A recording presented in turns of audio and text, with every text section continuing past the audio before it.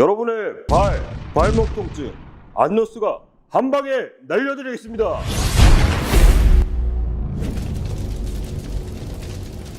안녕하세요. 연세한강병원에서 발목을 담당하고 있는 정형외과 전문의 안수형입니다. 발 앞쪽 바닥 부위 통증을 유발하는 질환 중에서 지간신경종에 대해 알려드리려고 합니다. 먼저 지간신경종의 증상은 굉장히 다양하게 나타납니다. 발바닥 앞쪽 바닥 부위가 아프고 저려요. 그리고 발가락이 화끈거려요. 발가락에 껌이 붙어 있는 것 같아요. 발가락 감각이 먹먹해요. 모두 지간신경종이 있을 때 나타날 수 있는 증상입니다. 하일이나 발볼이 좁은 신발을 신었을 때 증상이 더 심하게 나타날 수 있습니다. 진단은 세 번째, 네 번째 발가락 사이 공간을 누르면 통증이 유발되거나 발 앞쪽 부위를 쥐어짜듯이 압박을 했을 때 통증이 심해지거나 저리면 지간신경종일 가능성이 높습니다. 그리고 발가락을 위로 꺾은 상태에서 발가락 사이 공간 아랫부분을 손으로 툭툭 쳤을 때 통증이나 저린 증상이 나타나는 경우도 있습니다. 그리고 초음파 MRI 검사를 통해서 지간신경종을 진단할 수 있습니다. 지간신경종은 발가락 사이에서 신경이 훅처럼 커진 병입니다. 신경종이라고 해서 종양이 생긴 것은 아니고요. 신경이 부어서 훅처럼 커진 거다, 이렇게 생각을 하시면 됩니다. 신경이 왜 커질까요? 쉽게 말씀드리면 신경이 짓밟혀서입니다. 발바닥에 있는 신경이 계속 짓이겨져서 손상과 염증이 반복되는 과정에서 붓거나 커진 것이죠. 보시면은 양옆으로는 발등뼈가 뼈와 뼈 사이에서 이제 발등뼈가 신경을 누르게 되고, 위쪽으로는 뼈랑 뼈를 연결하는 횡인대가 있습니다. 이 횡인대에 의해서 신경이 눌립니다. 가만히 있을 때는 괜찮지만 걷게 되면 발가락이 꺾이면서 신경이 늘어나기도 하고 눌리게 됩니다. 활동을 많이 하거나 하일, 발볼 좁은 신발을 많이 신는 것이 원인이 될 수 있는데, 하일을 신고 걷게 되면 이 모양처럼 발 앞쪽이 눌러지게 되고 앞쪽이 조여지게 되면서 지간신경이 압박을 받게 되고 무리가 많이 가게 됩니다. 그렇게 되면 신경의 손상이나 염증이 누적이 되면서 증상이 나타나기 시작합니다. 그리고 무지해반증이 있는 경우에도 첫 번째 발등뼈, 첫 번째 중족골이 안쪽으로 이렇게 빠지게 되면서 두 번째, 세 번째, 네 번째 발등뼈 바닥 부위 쪽으로 집중이 되면서 2차적으로 지간신경종이 발생을 할 수가 있습니다. 그리고 선천적으로 두 번째, 세 번째, 네 번째 발등뼈, 중족골이 기신 분들이 있는데, 그런 분들도 이쪽 뼈 주변 두 번째, 세 번째, 네 번째 뼈 부위에 체중 부하가 집중이 되면서 지간신경종이 2차적으로 발생을 할 수가 있습니다. 그리고 종아리 근육이 타이트하거나 아킬레스건이 짧은 분들도 발목이 뒤로 충분히 젖혀지지가 않기 때문에 발이 앞쪽으로 체중 부하가 많아지면서 2차적으로 지간신경종이 발생할 수 있습니다.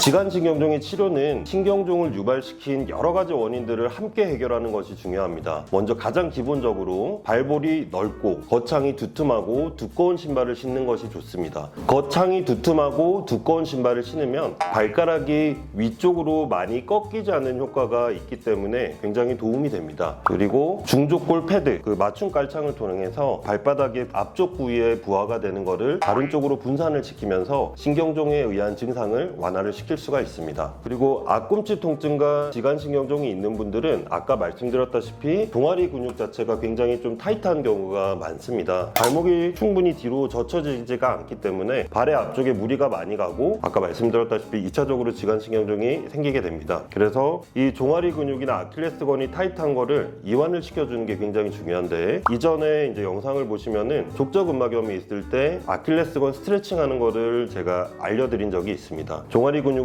늘어나는 방향으로 아킬레스건 스트레칭을 벽밀기 운동이나 계단에서 천천히 발 뒤꿈치를 떨어뜨리면서 이렇게 하는 종아리 근육을 늘리는 방향으로 스트레칭을 하시게 되면은 종아리 근육이 타이트해서 2차적으로 지간신경종이 생기는 분들이 스트레칭을 통해서 증상이 완화될 수 있습니다. 그리고 약물을 사용하게 되는데, 약물은 진통소염제, 비타민 B 복합제, 그리고 신경 전달 물질을 줄여주는 약을 보통 일반적으로 사용을 하게 되고요. 그리고 신경종이 있는 부위에 DNA 주사나 스테로이드 주사를 할 수가 있는데, 주사 같은 경우에는 3, 4개월 정도는 주사를 맞으시면 큰 통증 없이 지내실 수가 있는데, 주사를 맞는다고 해서 신경종 자체가 없어지는 게 아니고 신경종 주변에 있는 염증 반응을 줄여주는 효과가 있기 때문에 좁은 신발을 신으시거나 하이를 신으시거나 맨발로 활동을 많이 하시거나 예전처럼 똑같이 활동을 하시게 되면 3, 4개월이 지나면 다시 아프기 시작합니다. 그렇기 때문에 주사를 한 이후에 통증이 없어졌다고 해서 다 나으신 게 아니기 때문에 앞에 알려드린 방법대로 꾸준히 관리를 하시는 것이 굉장히 중요하겠습니다. 이렇게 보존적 치료에도 호전이 되지 않는 통증이 지속되는 지간신경종 같은 경우에는 수술적 치료를 고려를 하게 됩니다. 횡인대 절제술, 신경종 절제술 두 가지 방법이 있는데요. 횡인대 절제술은 신경종을 직접적으로 절제를 하는 것이 아니라 발등뼈와 발등뼈 사이를 연결해주는 횡인대, 신경종을 누른 횡인대를 끊어주는 겁니다. 그래서 신경종은 그대로 있기 때문에 감각 자체가 떨어지거나 신경종을 절제했을 때 생길 수 있는 부작용이나 이런 거는 없고, 대신에 신경종 크기 자체가 크지 않을 때 사용을 할 수 있는 수술 방법이라고 보시면 되고요. 그리고 신경종 절제술 같은 경우에는 예를 들어서 10mm 이상 되는 굉장히 큰 신경종이 있을 때 신경종 절제술을 1차적으로 생각을 할 수가 있습니다. 대신에 신경종 절제술을 하게 되면 잘라낸 신경종 말단 부위 쪽으로 해서 다른 통증이 생길 수가 있고, 신경종 자체가 두 개의 발가락의 감각을 담당을 하기 때문에 신경종 절제술을 하게 되면은 발가락 감각이 떨어질 수 있다. 이제 그런 부작용들이 있기 때문에 신경종 절제술은 충분히 보존적 치료와 그리고 횡인대 절제술, 다른 치료를 했는데도 증상이 지속됐을 때 최종적으로 선택을 할 수 있는 방법이라고 보시면 되겠습니다. 그리고 아까 말씀드린 대로 2차적으로 생길 수 있는 지간신경종 증상이 있는데요. 무지해반증, 중족골이 길어서 생기는 중족골통, 그리고 아킬레스건이 타이트해서 생기는 2차적인 신경종 증상들이 있는데, 무지해반증 같은 경우에는 무지해반증 교정 수술을 해야지 2차적인 신경종 증상을 해결을 할 수가 있겠고요. 그리고 중족골통 같은 경우에는 중족골이 길어서 생기는 거기 때문에 중족골 단축술을 통해서 신경종 증상을 해결을 할 수가 있습니다. 마지막으로 아킬레스건이나 종아리 근육이 타이트해서 생기는 2차적인 신경종 증상 같은 경우에는 종아리 근육을 늘리는 간단한 수술 방법이 있는데, 종아리 근육을 늘리면서 그런 2차적인 신경종 증상을 해결을 할 수가 있겠습니다. 보통 지간신경종 증상이 있으면 앞에 말씀드린 방법대로 보존적 치료, 즉 비수술적 치료를 먼저 시행을 하게 됩니다. 증상이 있는데 방치를 하게 되면 신경종이 커지거나 비수술적 방법으로는 해결이 되지 않는 경우가 많기 때문에 빨리 연세한강병원으로 오셔서 치료를 받으시기 바랍니다.